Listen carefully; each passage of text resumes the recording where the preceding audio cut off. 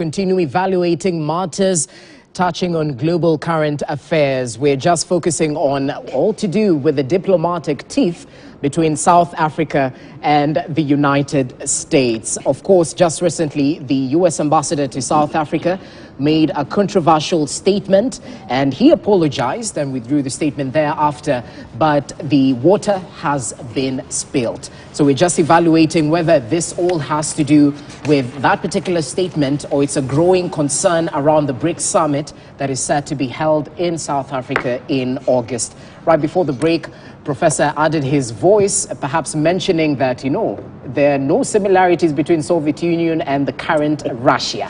So perhaps add your voice to that, Hashi, before we talk about AGOA briefly. Actually, I think it's quite obvious that that's not the case. And that's not the dispute. The dispute is whether or not the Russians' actions in Ukraine illegal. Of course they are. Under international law, you cannot go and invade another country. But there are certain circumstances surrounding there's politics surrounding this issue. So nobody likes to talk about the politics. The Russians have been telling the Americans for 25 years, you keep bringing NATO to us, you keep bringing NATO to our neighborhood. We are asking you, please, don't bring NATO to the Ukraine. We have substantial Russian minorities there. We feel that the promises that were made to us, there were these issues that we agreed upon, so forth and so on. So, in that context, people have different views about the circumstances that led up to this crisis. Nobody in their right mind is saying what Russia's response to Ukraine is correct. Nobody's saying that. Everybody knows that it's illegal and unlawful.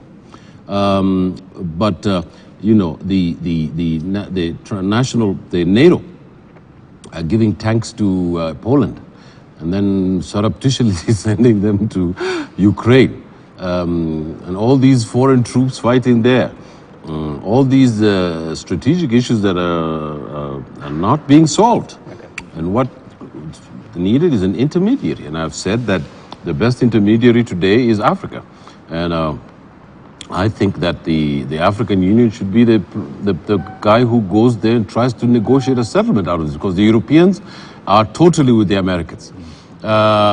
The Asians are, China is in this problem with Russia, because it's supporting Russia. Japan is supporting the United States.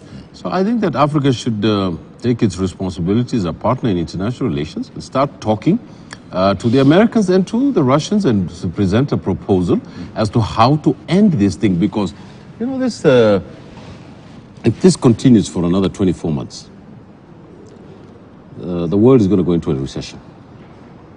We're going to go into an economic recession. Not only the security infrastructure of the world is also going to be a threat.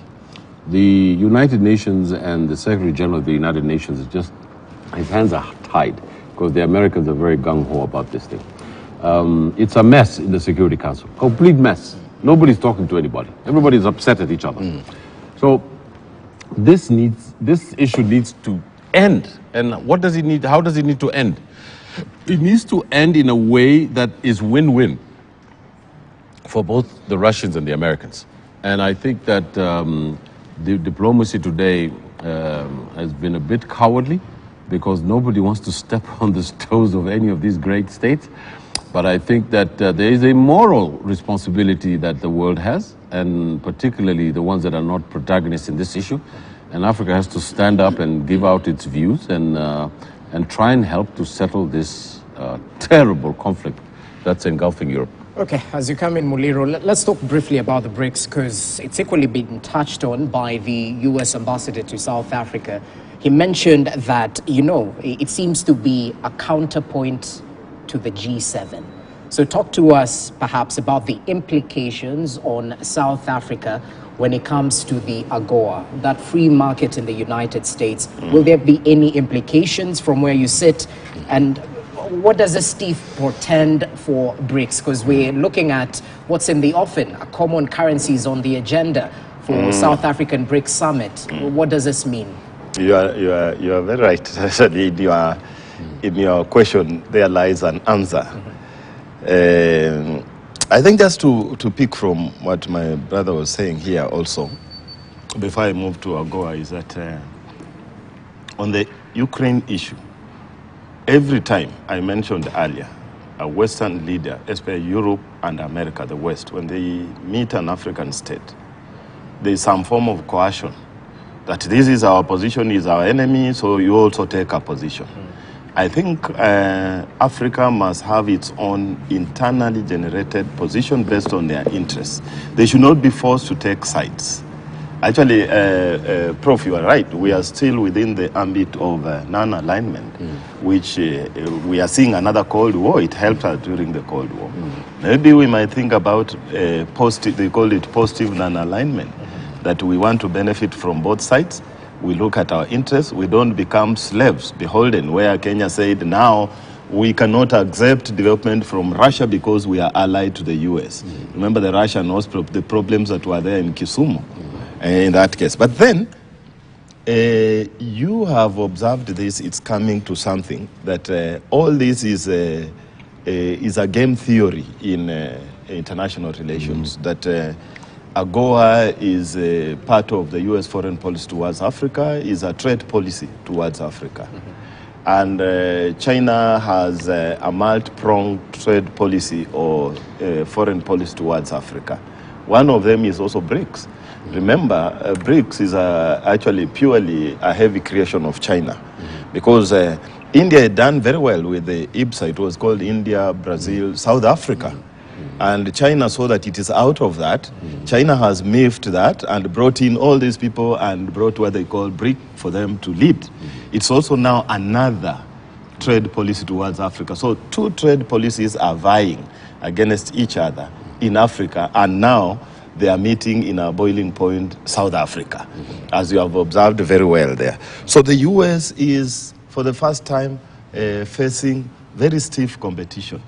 It is facing the first defiance. Remember, South Africa was one of the greatest allies, I believe it is still, of the US, of the West. And now it is facing defiance from South Africa, as Prof has observed. And you know, Prof, in the way you used to tell us that in international relations, in foreign policy, states pursue their own interests. There is no charity, and they are very transactional, and they look for ways in which they can exploit you. And therefore, if one of the ways in which states can exploit Africa is to draw historical links by saying, you know, Russia does not want to delink itself from Soviet Union when it's dealing with Africa. It tells them, which is true, the Soviet Union stood with Africa, especially South Africa, the struggle against colonialism. China has never colonized. Russia has never colonized in Africa. But Prof is observing very well that, please, Africa, remove the specs and see that there's a distinction between the defunct Soviet Union and Russia now as a state on its own. When it suits them. You know, Russia is very good in this. It is a transcontinental state. It straddles Europe and Asia. So when it suits them, they say we are in Asia, we are setting agenda in Asia. When it suits them, they are in Europe setting agenda. Now, when it suits them, they are Soviet Union, and they are not that. China keeps on saying every time, my brothers, that we are third world countries, so Africa, we understand your issues. We were also colonized like you. You know, they use those skills, Prof. So Prof has tried also to distinguish and say that what Mao Zedong did for Africa is not what Xi Jinping will do. Xi Jinping is transactional. He's looking for resources. He's telling us, please, we'll do this, but pay us in terms of resources. That's, you know, very direct. Africa should see that. But bottom line, Jesse, is that what do we get from AGOA and what do we get from BRICS? Even it's my view that as many as possible African states must join BRICS. Kenya must look for ways in which we can have BRICS with a K for Kenya. It will still be pronounced very well because opportunities are rising. We should put our eyes on the national interests, our own interests. So we have interests in AGOA. We should not be pushed in a situation of the neutrality. We say, now we don't want to benefit from any. Let's play the two sides. If AGOA benefits us, exploit that. The US should not push us towards the end. I heard that there was an indirect threat to South Africa that being a member of AGOA, they are going to root those benefits. But the US must remember that it does not have that heavy hand that it used to be. BRICS can still provide the same alternatives. So it is a way of gaining a common ground. So just to conclude this, two issues there. On the economic strategies that are facing Africa, AGOA, G7, these BRICS, Africa must focus on nothing else other than their own interests. And on the issue of Ukraine, it is actually, I think it is right. It's something I don't see. It is right that the war in Ukraine is not about winners. Actually, the world will lose. There's no winner. But what is there is that, one, as China tries to use it to look for a solution so that they project their power globally, Africa must have a peace strategy or a peace statement, collective statement on Ukraine, without aligning on any other side. We must have. We have, I think they have decided to say that we should take a non-aligned, quiet, let's not be, but it is hurting us. A time has come when Africa must meet at the AU and have one voice on Ukraine. We have had small voices about the history of colonialism, invasions. We have had that as Africa. We were invaded, and therefore we have that repulsion against any other state invading the other state. Okay. Yes. Jesse, just a few things. I think my colleagues have stated it well. Africa must have a stand, based on what Muliro is saying. Stand for the interest of Africa. Stand that is understood by all 55 states. This is where we stand. This is our bare minimum, in this situation. When Kenya went to the Security Council and supported the resolution, and then the rest of the Africans stood aside, they did not understand the context on which Kenya supported the resolution. Kenya supported resolution based on the UN Charter that a state must not invade another state. Yes. Kenya never said we are siding with Russia or we are siding with America. But that state, it was that simple. Okay? And so Africans needed to have taken that stand, but they decided to stay neutral. As this war continued, and I said, as I've been closely watching this war, it's a war that can finish this world the way we know it. Russia is down to its knee right now. The only thing Russia has is nuclear. Russia knows very well they cannot use nuclear weapon because if they use it, the whole Russia will be gone. What's coming down to that. The people, the country that is playing very crafty chess game is China. China want to see a war between America and Russia. Then they finish them off, and then China rises as the major power. Okay? This, when you look at, I spent 7 years at University of Pudong as a visiting scholar. I understand the Chairman Mao's vision and Chairman Mao wish for China. Chairman Mao did not want Chinese to come and exploit Africa. He wanted China to help Africa, build Africa up, so that Africa can move up in the global pattern. But Xi Jinping is a different person. He's going back to the old glory of China, great China. Putin is doing exactly the same thing. He wants to go back to old Soviet Union and past Soviet Union as a power. no, or he underestimated because he was probably persuaded by Trump, who became his friend. But he didn't think that there is a time that Europe and America are going to come together the way they are right now. Okay. So his power is completely done. I mean, it's done. It's on his knee. The meeting at Reykjavik between Reagan and Gorbachev almost united Europe together, on which Russia was going to be part of Europe. Okay. And so there's no more war in between. China is there, Africa is there. We can have a harmonious world. We don't know where this war is going to be, but Africa needs to have a stand on its own. So the message to Africa, if you're not on the table, then you're part of the menu.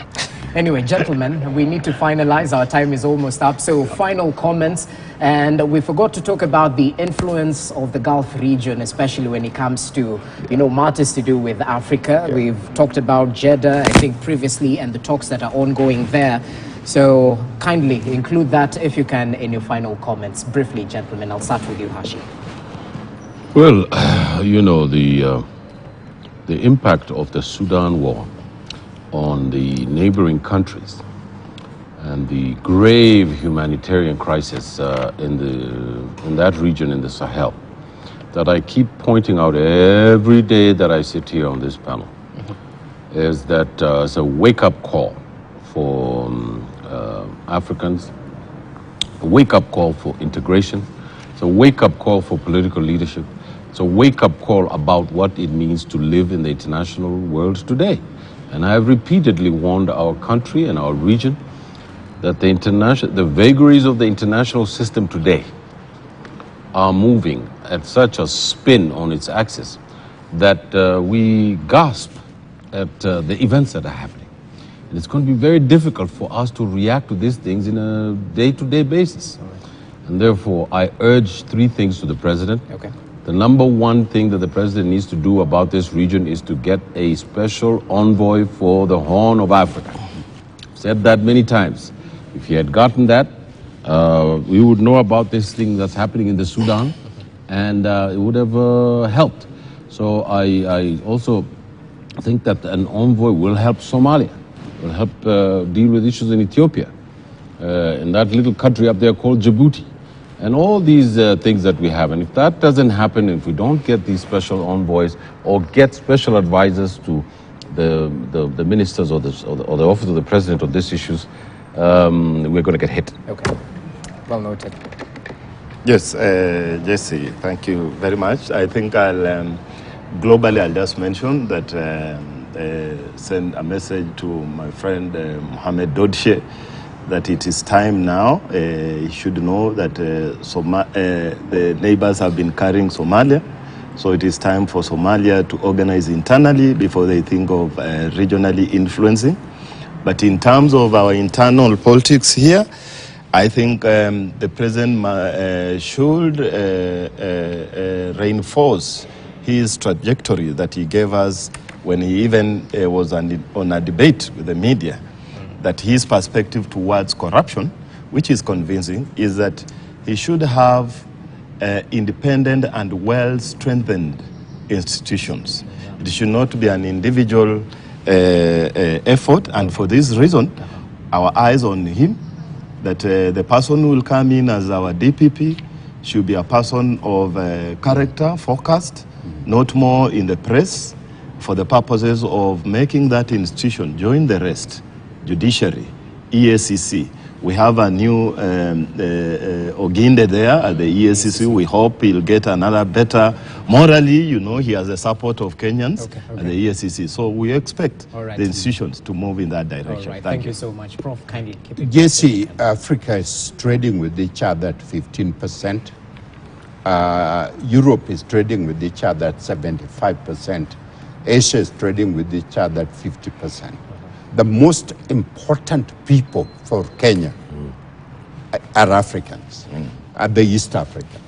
We need to take care of our business before the world take care of our business. Interesting. Very good. Well said. Well, so African solutions to African problems. Gentlemen, it's always a pleasure to have you with us. Muliro, asante sana for your time, research fellow at the Global Center for Policy and Strategy and International Relations expert. Ahmed Hashi, asante sana for your input, governance expert. And we're equally joined by Professor Noah Midamba, who's a professor of defense and foreign policy.